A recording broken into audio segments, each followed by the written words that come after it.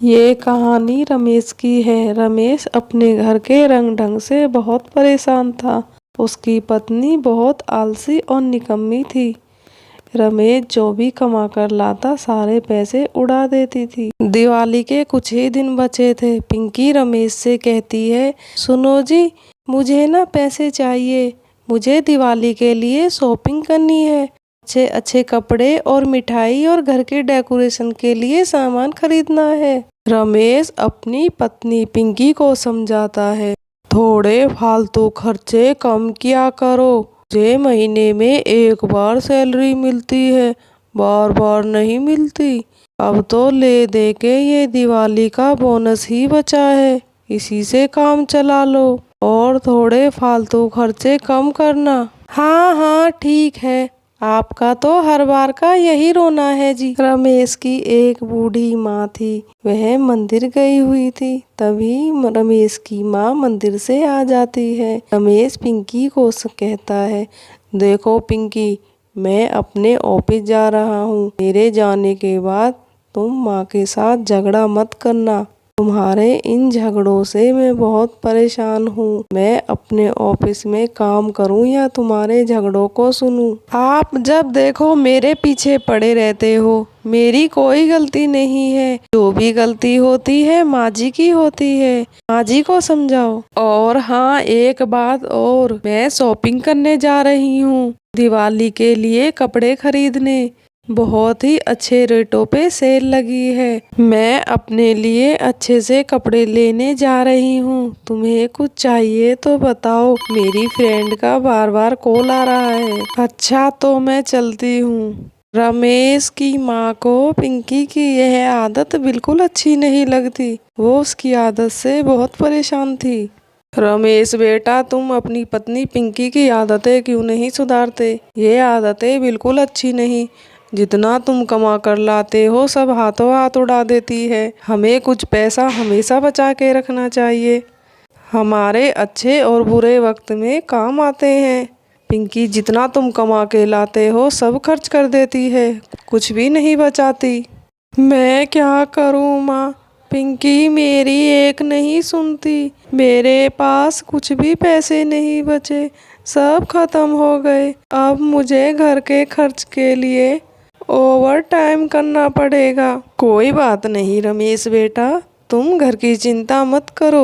तुम अपने काम पर जाओ और मन लगाकर अपना काम करो। घर का ध्यान मैं रख लूंगी। और रमेश अपनी माँ की यह सब बातें सुनकर अपने काम पर चला जाता है। कुछ घंटों बाद पिंकी शॉपिंग कर कर वापस घर आती है और घर आने के बाद थक कर बैठ जाती है। मन ही मन खुश होती है और कहती है, शॉपिंग कर कर तो मज़ा आ गया, पर मैं बहुत थक गई। अब थोड़ी देर सो जाती हूँ। पिंकी आराम से सो जाती है। सास सारा रसोई का काम करती है, पूरा घर का काम निपटा लेती है, फिर भी पिंकी नहीं उठती। पिंकी बहू खड़ी हो जाओ, पिंकी बहू खड़ी हो जाओ, कुछ तो शर्म करो, शाम होने को आई है। क्या बात है, क्या हुआ, क्यों चिल्ला रही हो अम्मा जी? खामा मेरे सिर में दर्द कर दिया, सारा दिन यूं ही चिल्लाती रहती हो। पिंकी बहू, तुम्हें बात करने की बिल्कुल तमीज नहीं है। तुम बड़ों की इज्जत करना बिल्कुल नहीं जानती। बाप रे बाप, इतने सारे शॉपिंग बैग, इन सब बैग में क्या है? सारे पैसे खर्च कराई। तुम बहुत खर्च करती हो। तुमने मेरे बेटे के घर को बर्बाद कर रखा है। एक दिन तुम बहुत पछताओगी। पिंकी को अपनी सास की बातें सुनकर गुस्सा आ जाता है। पिंकी जोर जोर से रोने लगती है। हे भगवान, मैं क्या करूं इस बुढ़िया का? इसने तो मेरा जीना हराम कर रखा है। ये फालतू के ड्रामे तुम मेरे सामने मत किया करो। जब भी कुछ कहती हूँ तुम ऐसे ही नौटंकी करती हो। मैं तो जा रही हूँ खाना लगाने, खाना हो तो आ जाओ। जैसे पिंकी की सास वहाँ से जाती है, पिंकी रमेश को फोन लगा देती है और रमेश से रो रो कर सारी बातें कहती है। रमेश रमेश, माँ जी ने मेरे साथ बहुत बुरा किया, मुझे बहुत अच्छा बुरा सुनाया और मुझे खाना भी नहीं दिया। रमेश पिंकी को समझाता है, पिंकी देखो, तुम मेरा दिमाग खराब मत करो। घर में रोज रोज लड़ना कलेश करना अच्छी बात नहीं। और खाना खा लो वरना तुम्हारी तबीयत बिगड़ जाएगी। माँ से मैं बात कर लूँगा। अच्छा चलो चलो रखो फोन, रखता हूँ, मेरा बॉस आ रहा है। रमेश ये क्या, तुम फोन पे बात कर रहे हो? मैंने तुम्हें काम के लिए रखा है, फोन पे बात करने के लिए नहीं। तुम जब देखो फोन पर ही लगे रहते हो। सर मेरे घर पर कोई परेशानी हो गई इसीलिए बात कर रहा था। रमेश तुम्हारी जरूरत यहाँ नहीं तुम्हारे घर पर है। तुम अपने घर पर जाओ और अपनी परेशानी दूर करो। मैंने तुम्हें नौकरी से निकाल दिया है, कल से नौकरी पर मत आना। रमेश मुंह लटकाकर अपने घर चला आता है। रमेश घर आकर सारी बातें अपनी माँ को बताता है। माँ को यह सब सुनकर बड़ा ही दुख होता है। रमेश की आवाज़ सुनकर पिंकी भी बाहर आ जाती है। रमेश अपनी माँ से कहता है, माँ अब क्या होगा, हमारे घर का गुजारा कैसे होगा, हमारे पास तो कोई बैंक बैलेंस भी नहीं है। रमेश की माँ कहती है, बेटा तुम परेशान मत हो, सब ठीक हो जाएगा।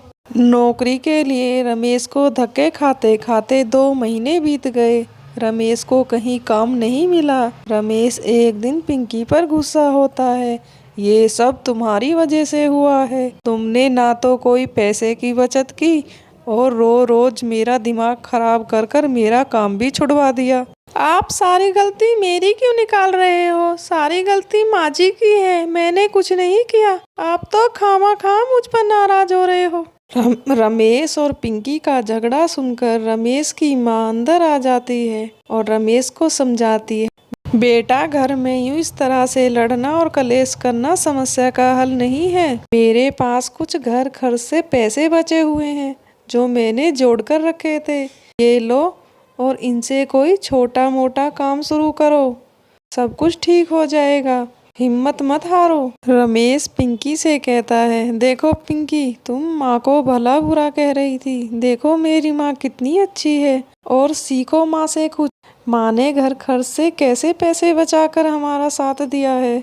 आप बिल्कुल ठीक कह रहे हो जी, मुझसे बहुत बड़ी गलती हो गई। आइंदा मैं घर खर्च माँ जी की सलाह लेकर ही करूँगी। चलो माँ जी हम सब मिलकर खाना खाते हैं। और मेरे प्यारे दोस्तों, जो गलती मैंने करी वो आप बिल्कुल मत करना और मेरी वीडियो को लाइक और सब्सक्राइब जरूर करना और कमेंट कर आपको कैसी लगी जरूर